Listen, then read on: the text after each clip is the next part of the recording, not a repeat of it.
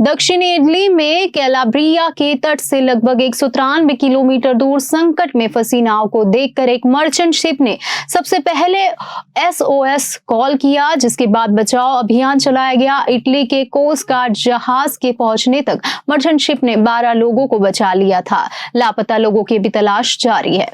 Italy के तट के पास सोमवार को समुद्र में 2 जहाज डूब गए, जिसमें कम से कम 11 प्रवासियों की मौत हुई, जबकि 66 अन्य लापता है।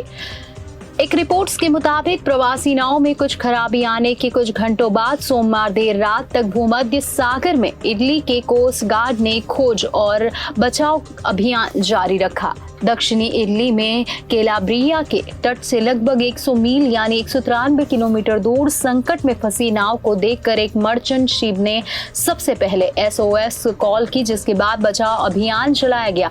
मर्चेंट शिप ने 12 लोगों को बचाया और इटली के कोस्ट गार्ड जहाज के आने तक उसकी सहायता की। कोस्ट गार्ड के अनुसार एक महिला की जहाज से उतरने के तुरंत बाद मौत हो गई थी, वो बीमार थी। कोस्ट गार्ड के एक बयान में उसने कहा कि नाव के डूबने के बाद बचे लोगों की तलाश जारी है। कोस्ट गार्ड ने बताया कि 2 इतालवी गश्ती नौकाएं और एक ATR 42 विमान खोज में शामिल है और जल्द ही मेडिकल टीमों के साथ एक और गश्त जहाज खोज अभियान में शामिल हो जाएगा।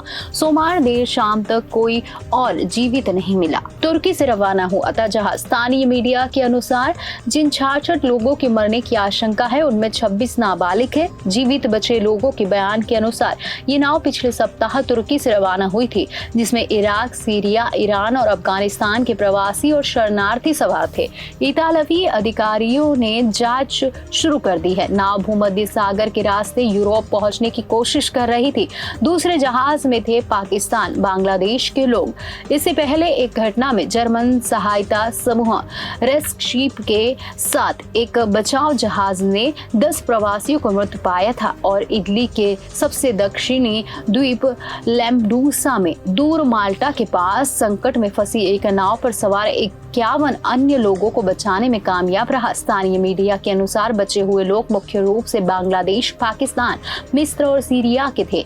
इतालवी गृह मंत्रालय ने जहाज को लैम्पेडूसा में डॉक करने का आदेश दिया था। भूमध्य सागर के माध्यम से नाव से यात्रा करने वाले प्रवासियों को मौसम की स्थिति और खराब गुणवत्ता वाले जहाजों के कारण इस तरह की खतरनाक परिस्थितियों का सामना करना पड़ता है।